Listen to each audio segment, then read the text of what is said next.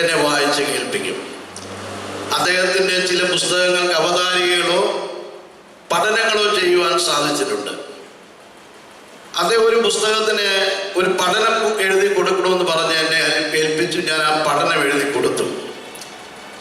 അദ്ദേഹം എന്നെ വിളിച്ച് പറഞ്ഞത്, ദേവേ, ഞാനത് ആ പുസ്തകത്തിൻ്റെ അവതാരികയാക്കി മാറ്റിയിരിക്കുക എന്ന് പറഞ്ഞു. എനിക്ക് വളരെ സന്തോഷം തോന്നി.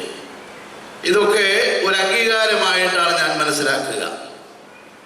അദ്ദേഹത്തിൻ്റെ ഫ്യൂണറൽ സർവീസിൽ പോയി പങ്കെടുത്തത്, പ്രസംഗിച്ച് ഞാൻ ഓർക്കുന്നുണ്ട്. അതിനുശേഷം തമിഴ്നാട്ടിലെ സഭകളുടെ എല്ലാം ആഭിമുഖ്യത്തിൽ നടത്തിയ ഒരു അനുസ്മരണ സമ്മേളനത്തിൽ ഇതുപോലെ ഒരു മുഖ്യ പ്രസംഗകനായിട്ടാണ് അവരെന്നെ ക്ഷണിച്ചതെന്നും ഞാൻ പ്രസംഗിച്ച് ഞാൻ ഓർക്കുന്നുണ്ട്. വളരെ അടുത്ത ഒരു കൂട്ടുകെട്ട് ഞങ്ങൾക്ക് തമ്മിലുണ്ടായിരുന്നു.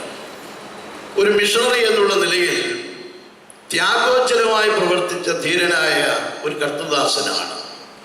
മുഖം നോക്കാതെ ദൈവോരത്തിൻ്റെ വ്യവസ്ഥയിൽ അടിയുറച്ച് നിന്നുകൊണ്ട് വളരെ ആധികാരികമായി ശക്തമായി ദൈവവചനം എങ്ങനെ പറയുന്നു എന്ന് പറയുവാൻ അദ്ദേഹത്തിന് സാധിച്ചിട്ടുണ്ട്.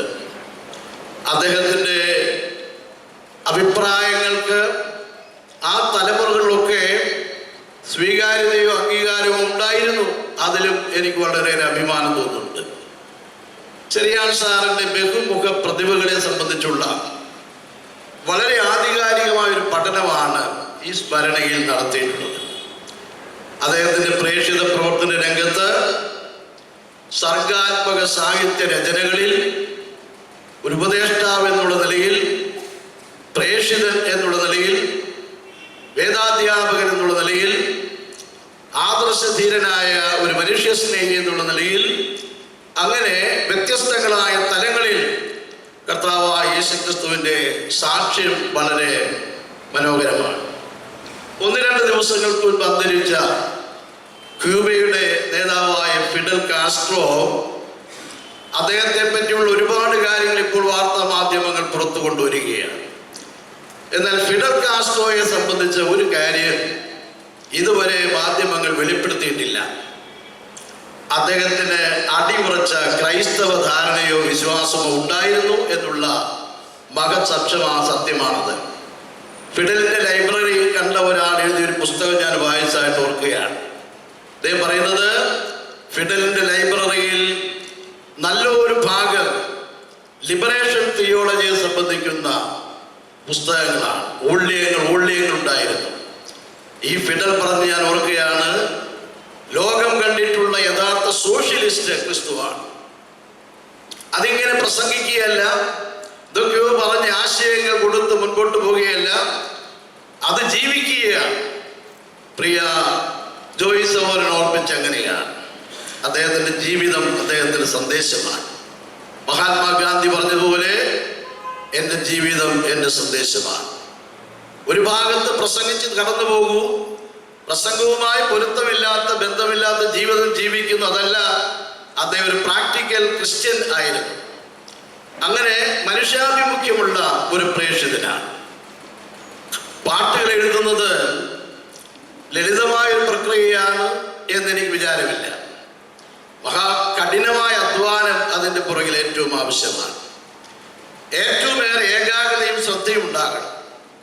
വലിയ പെരുക്കമുള്ള സ്ഥലങ്ങളിലും സർഗശക്തിയുള്ള ഒരു രചയിതാവിന് മന്ദമായി നിശബ്ദമായി ആത്മീയമായി സത്യങ്ങൾ ഹൃദയത്തിൽ ഉരുവിട്ട് അതിന് എല്ലാ ഭാവങ്ങളും പകർന്ന് തൂലികയിലൂടെ കടലാസിലേക്ക് പകർത്തുവാൻ സാധിക്കും.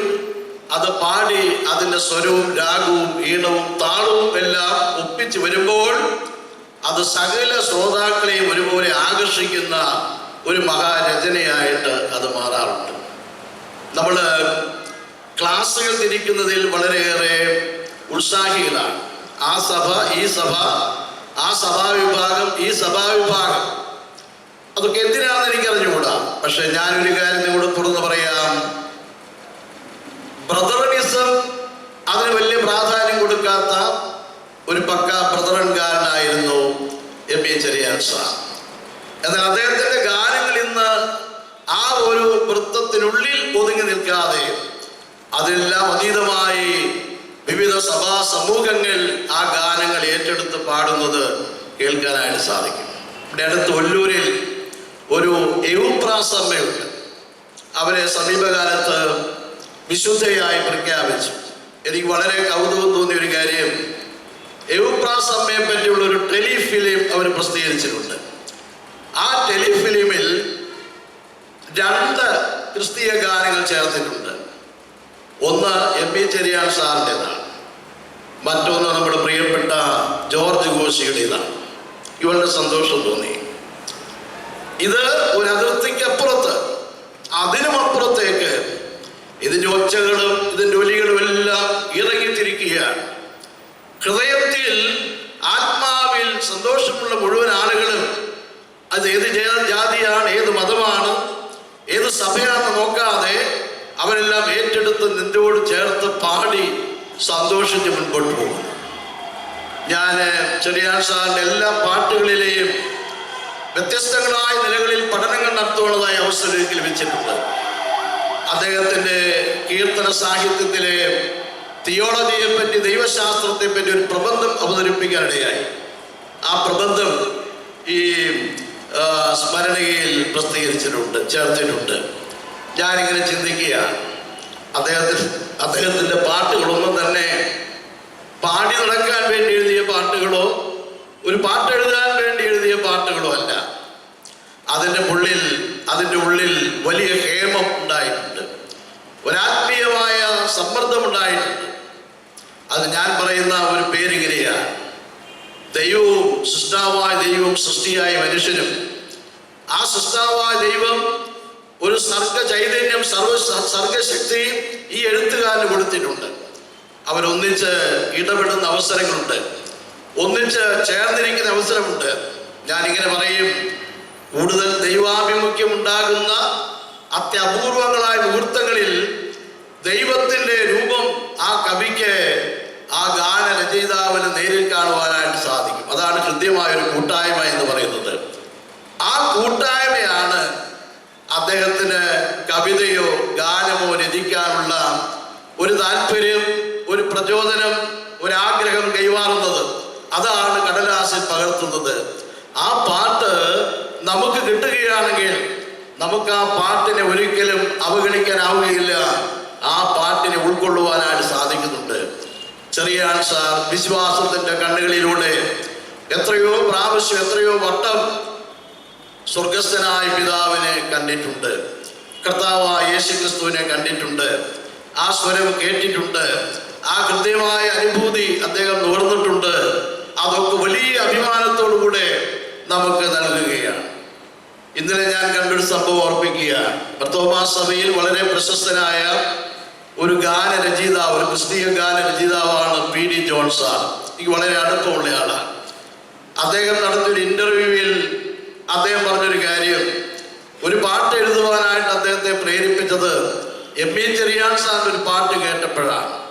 ആ പാട്ട് കേട്ടപ്പോൾ അദ്ദേഹത്തിന് പ്രചോദനമുണ്ടായി, ഇതേ ആശയത്തിൽ എനിക്കൊരു പാട്ട് എഴുതണം. അദ്ദേഹം ആ ആശയത്തിൽ ആ പാട്ട് എഴുതി. അദ്ദേഹം പാടി പാടി പാടി പാടി ഇങ്ങനെ നടക്കുകയാണ്. ആ സമയത്തെ അബൂദബി മർത്തോമ ഇടവക്കാരൻ തീരുമാനമെടുത്തിരുന്നു, ഈ വർഷത്തെ ഏറ്റവും മികച്ച ക്രിസ്തീയ ഗാനത്തിന് ഒരു അവാർഡ് കൊടുക്കണമെന്ന്. അത് ഈ P.D. ജോൺ സാർ എഴുതിയ ഈ പാട്ടിന് കിട്ടി. അദ്ദേഹത്തിന് വലിയ സന്തോഷമുണ്ട്. ഒരു തുക, അവാർഡ് തുകയായിട്ട് അദ്ദേഹത്തിന് കിട്ടി. വലിയ സന്തോഷമുണ്ട്. അതൊരു അനുഗ്രഹമാണ്. ചെറിയാൻ സാറിനെ നിങ്ങൾ അനുഗ്രഹിക്കുക, അദ്ദേഹത്തിൻ്റെ ആശയങ്ങൾ ഉൾക്കൊള്ളുക, കടമെടുക്കുക. അതേ ട്യൂണിലും അതേ ആശയത്തിലും മറ്റൊരു സർഗ രചന നടത്തുവാൻ ശ്രമിക്കുക. നിശ്ചയമായും അതൊരു അനുഗ്രഹമായിട്ട് മാറും എന്നുള്ളതിന് യാതൊരു സംശയമില്ല. ഞാൻ ചെറിയാൻ സാറിനെ പറ്റി പറയാൻ ആഗ്രഹിക്കുന്നത് ഇങ്ങനെയാണ്. ഇവിടെ പറഞ്ഞതുപോലെ പ്രേക്ഷിത രംഗത്തും സാഹിത്യ രംഗങ്ങളിലും ലഭിച്ച സർവ മണ്ഡലങ്ങളിലും ആളുകൾക്ക് എന്തെങ്കിലുമൊക്കെ അഭിമാനത്തോടെ പറയുവാനുള്ള പെരുമകൾ ചെയ്തു വെച്ച, വളരെ സന്തോഷത്തോടെ അഭിമാനത്തോടു കൂടെ മഹത്വത്തിലേക്ക് ചേർക്കപ്പെട്ട ഒരു പെരിയ പെരുമാളായിരുന്നു എം.ഇ. ചെറിയാൻ സാർ.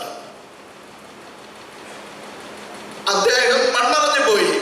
ആ വാക്ക് തന്നെ ഉപയോഗിക്കേണ്ടിയിരിക്കുന്നു ചരിത്രം അത് നമ്മെ നിർബന്ധിക്കുക. ആ പാട്ടുകൾ മരിച്ചിട്ടില്ല. ആ പാട്ടുകൾ ഇന്നും ആളുകൾ പാടിക്കൊണ്ടിരിക്കുക. അവരാരാധിക്കുന്നത്, പ്രാർത്ഥിക്കുന്നത്, വചനം ധ്യാനിക്കുന്നത്, പങ്കുവയ്ക്കുന്നത്, സുവിശേഷ പ്രചരണങ്ങൾ നടത്തുന്നത്, സാക്ഷ്യം വഹിക്കുന്നതെല്ലാം അദ്ദേഹത്തിന്റെ പാട്ടുകൾ പാടിയിട്ടാണ്. നമ്മുടെ ഈ വേദിയിലിരിക്കുന്ന പ്രഗത്ഭരായ ഗാനരചയിതാക്കളെ ഞാൻ ഓർക്കുകയാണ്. അവരുടെയൊക്കെ പാട്ടുകൾ ആളുകൾ പാടുന്നുണ്ട്. അതും ഇങ്ങനെ ഈ സമൂഹത്തിന്റെ സഭയുടെ മതിൽക്കെട്ടുകൾക്ക് അപ്പുറത്തേക്ക് പോകുന്നുണ്ട്. സഹൃദയരായ വേണ്ടുവോളം ആളുകൾ അതിനെ ആസ്വദിക്കുന്നുണ്ട്. അവരൊക്കെ പാടി അനുഗ്രഹം പ്രാപിക്കുന്നുണ്ട്. ഇതൊരു നല്ല ഡിവിഷനാണ്, ഒരു നല്ല ശാഖയാണ്. അദ്ദേഹത്തെ കൊണ്ട് പാടുവാനും പാടിക്കുവാനും ആ പാട്ടുകൾ പ്രചരിപ്പിക്കുവാനും പ്രേരിപ്പിച്ച സർഗശക്തിയാണ് സ്വർഗസ്ഥനായ ദൈവം.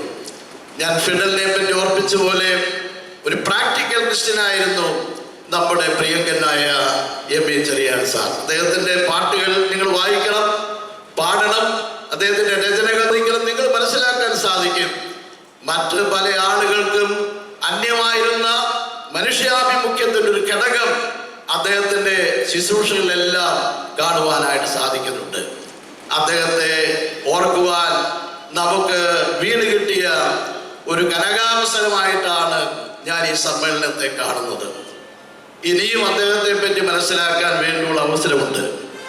ഞാൻ ഓർക്കുന്നു, ചെറിയാൻ സാറ് ജനിച്ചത് 1917 സെപ്റ്റംബർ മാസം 17-ാം തീയതിയാണ്.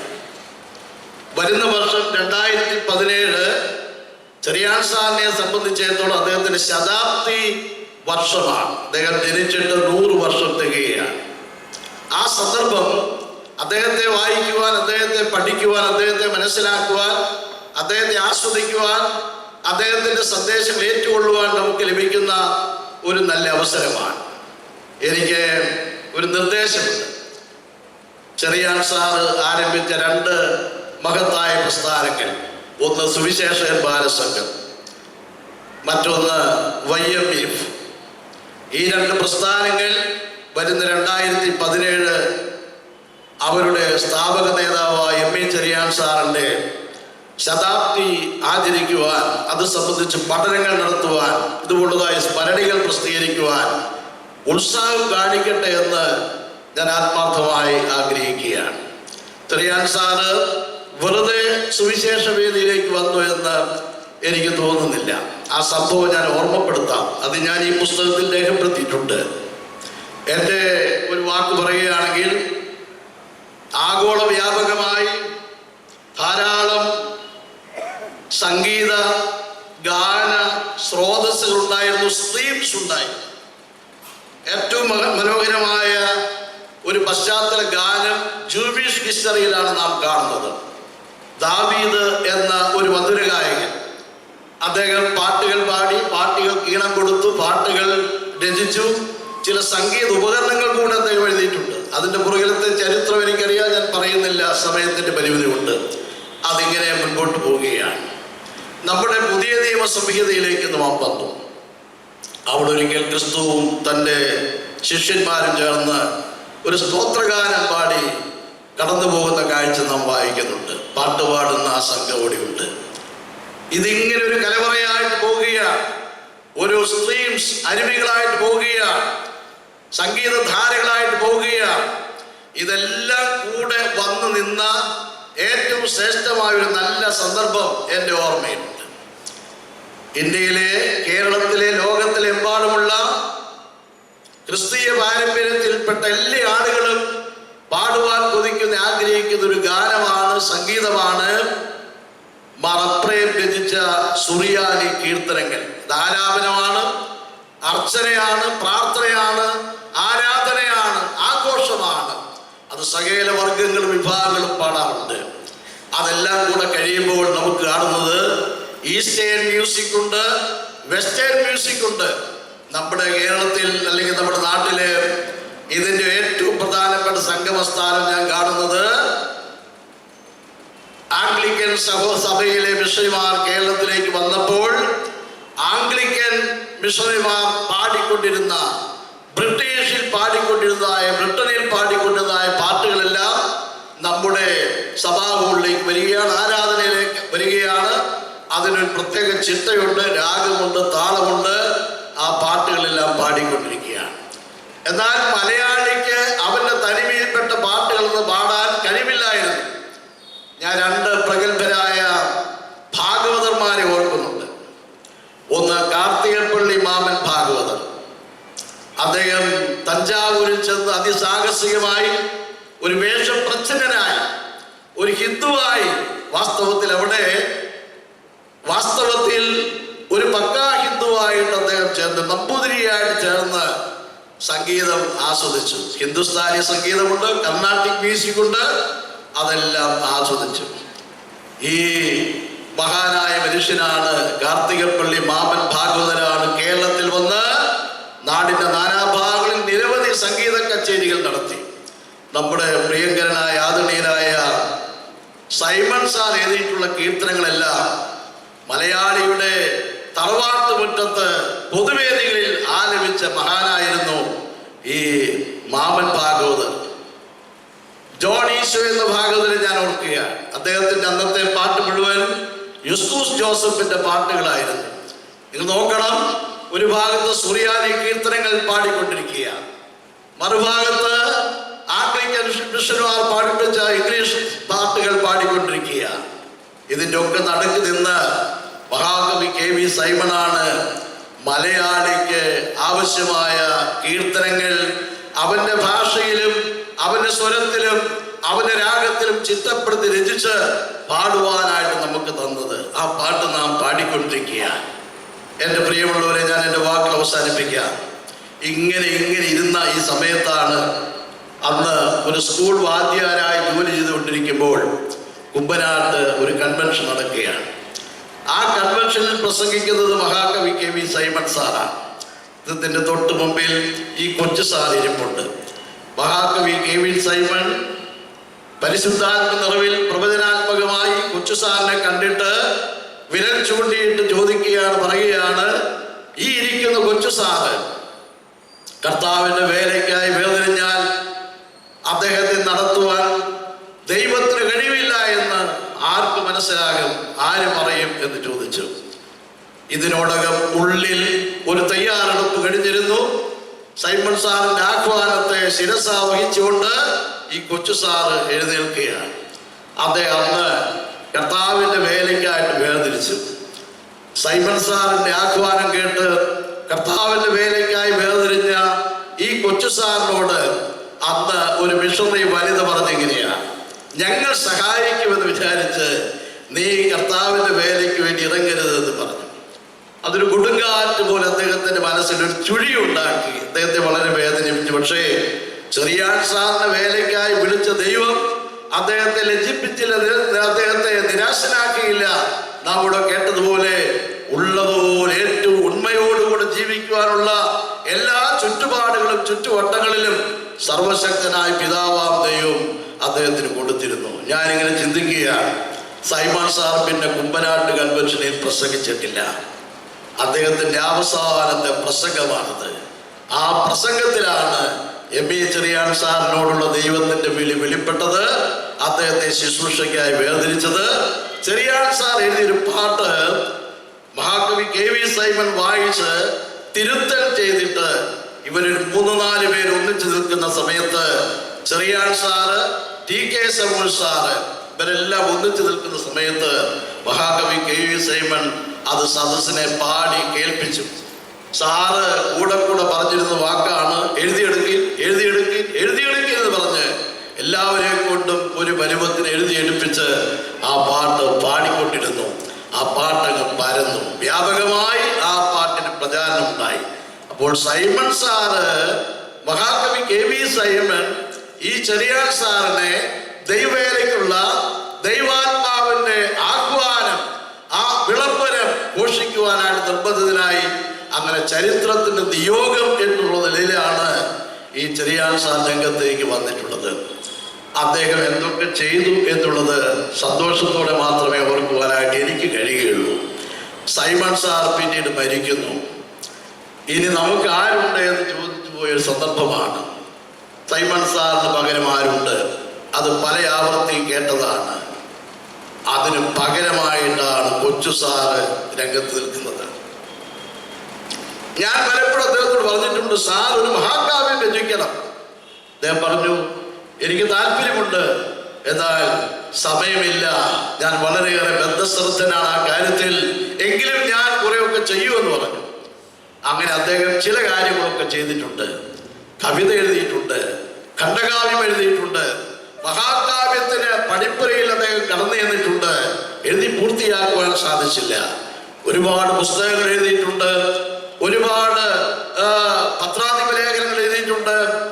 ഞാൻ നിങ്ങളുടെ വളരെ സ്നേഹത്തോട് ആദരവോടുകൂടെ പറയാം, അദ്ദേഹം കേവലം ഈ ബ്രദറൻ സമൂഹത്തിന് വേണ്ടി നേരോടെ നിന്ന അനുഗ്രഹീതനായ ദൈവദാസനായിരുന്നു. ഒരു പ്രവാചകന്റെ ശബ്ദമാണ് നാം പലപ്പോഴും അദ്ദേഹത്തിൽ കേട്ടിട്ടുള്ളത്. നമ്മെ ശുദ്ധീകരിക്കുവാനും നമ്മെ ശാക്തീകരിക്കുവാനും നമ്മെ നേരായ ദിശയിലൂടെ മുൻപോട്ട് കൊണ്ടുപോകുന്നതിനും വളരെ ശ്രമിച്ച ആദരണീയനായ ഒരു മനുഷ്യൻ. അദ്ദേഹം വാസ്തവത്തിൽ മഹാകവി KV സൈമണ് പകരമായിരുന്നു എന്ന് ഞാൻ ഓർപ്പിക്കട്ടെ. എൻ്റെ വാക്കുകൾ അവസാനിപ്പിക്കുക. ഞാൻ എഴുതിയ ഒരു ലേഖനമുണ്ട്, ക്രിസ്തീയ കീർത്തനധാരകൾ മധുര ഗായകനിൽ എത്തുമ്പോൾ. അത് ഈ സ്മരണയിൽ പ്രസിദ്ധീകരിച്ചിട്ടുണ്ട്. ആ ലേഖനത്തിൻ്റെ അവസാനത്തെ ഒരു ഭാഗം എനിക്ക് വായിച്ച് കേൾപ്പിക്കണം നിർബന്ധമുണ്ട്, ക്ഷമിക്കണം. നാളെ നാം സ്വർഗത്തിലെത്തുമ്പോൾ ഈ വിശുദ്ധ പ്രതിഭകളെല്ലാം അവിടെ ഉണ്ടായിരിക്കും. ലോകത്തിന്റെ നാനാഭാഗങ്ങളിൽ നിന്നും ചേർന്ന് വന്ന കോടാനുകോടി വിശുദ്ധന്മാർ എല്ലാവരും ഒത്തുചേർന്ന് നമുക്ക് വേണ്ടി മുറിവേൽക്കപ്പെട്ടവനെ, നമുക്ക് വേണ്ടി രക്തം ചൊരിഞ്ഞ് നമ്മെ വീണ്ടെടുത്തവനെ മഹത്വപ്പെടുത്തി ഗാനങ്ങൾ ആലപിക്കും. താളൈക്യവും സ്വരൈക്യവുമുള്ള നിത്യത നിറയെ തുടരുന്ന അതിശ്രേഷ്ഠമായ ഹാർമണി. നിത്യതയിൽ നാമും മഹത്തായി സംഗീത സദസ്സിന്റെ ഭാഗമാവുകയാണ്. മഹാസംഗീതമായ സ്നേഹഗായകനായ ക്രിസ്തുവിനോടുകൂടെ നാളെ വീണ്ടും പ്രതിധ്വനിക്കുന്ന സ്വർഗീയ ഗ്ലോറിയ, സ്വർഗീയ സൈന്യത്തോടൊപ്പം നാമും പാടും. ലൂതറിനെയും സാങ്കിയെയും ജോൺ വെസ്ലിയെയും ചാൾസ് വെസ്ലിയെയും ഐസക് വാട്സിനെയും ജോസഫ് സ്ക്രിവിനെയും ജിം റീവ്സിനെയും ക്രോസ്ബിയെയും നാം അവിടെ കാണും. നമുക്ക് പാട്ടുകൾ പാടിത്തന്ന് ക്രിസ്തുവിനുള്ള നിത്യതയ്ക്ക് വേണ്ടി നമ്മെ ഒരുക്കിയ മലങ്കരയുടെ ഗായകരെയും നമുക്കിവിടെ കാണാം. നമുക്ക് പാട്ടുകൾ പാടിത്തന്ന അനുഗ്രഹീതായ പ്രതിഭകൾ നാഗലും സൈമൺ സാറും മൂത്താമ്പാക്കൽ കൊച്ചുപദേശിയും PV തൊമ്മിയും CV താരപ്പനും KV ചേറുവും പാസ്റ്റർ PP മാത്യുവും ചെറിയാൻ സാറും TK ശമുൽ സാറും പാസ്റ്റർ CS മാത്യുവും, അങ്ങനെ നിരവധി ഗായകർ. ഈ ഭക്തകവികൾ സംഖ്യാതീതമാണ്. ലോകമെമ്പും പാടി കേൾക്കുന്ന വിശുദ്ധ ക്രിസ്തീയ സംഗീത സാധാരകളെല്ലാം ഒന്നിക്കുന്നത് അന്നാണ്. സ്വരൈക്യത്തിൻ്റെയും താളൈക്യത്തിൻ്റെയും മനോഹരമായ രംഗം അവിടെയാണ് ഹെവൻലി മെലഡി അരങ്ങേറുക. എനിക്കൊരു വലിയ ആഗ്രഹമുണ്ട്, നിങ്ങളത് സാധിപ്പിച്ചു തരും എന്ന് ഞാൻ പ്രതീക്ഷിക്കുകയാണ്. സൈമൺ സാർ ഈ ഹാർമണിയിലേക്ക് പ്രവേശിക്കുന്നതിന് മുൻപ് അദ്ദേഹത്തിൻ്റെ മനസ്സിൽ പ്രകാശിപ്പിച്ച ആ നിത്യതയെക്കുറിച്ചുള്ള ചെറിയാൻ സാറിൻ്റെ ഏറ്റവും മനോഹരമായ വാഞ്ചയും പ്രതീക്ഷയും പ്രത്യാശയും പകരുന്ന ഒരു കീർത്തനമുണ്ട്. ഞാനൊരിക്കൽ എത്തും എൻ്റെ നാട്ടിൽ എന്ന പാട്ട്. നമ്മുടെ MA ജോയി സഹോദരൻ എന്നേക്കാൾ നന്നായി പാടാൻ അറിയാം, എനിക്ക് അത്രയും അറിഞ്ഞുകൂടാ. എന്നാൽ ഇവിടെയുള്ള എൻ്റെ സുഹൃത്തുക്കൾ ഈ പാട്ട് പാടുന്നതിൽ നമ്മെ സഹായിക്കും. നമുക്ക് എല്ലാവർക്കും അവരോട് ചേർന്ന് ഈ പാട്ട് പാടി ദൈവത്തെ സ്തുതിക്കാം, മഹത്വപ്പെടുത്താം.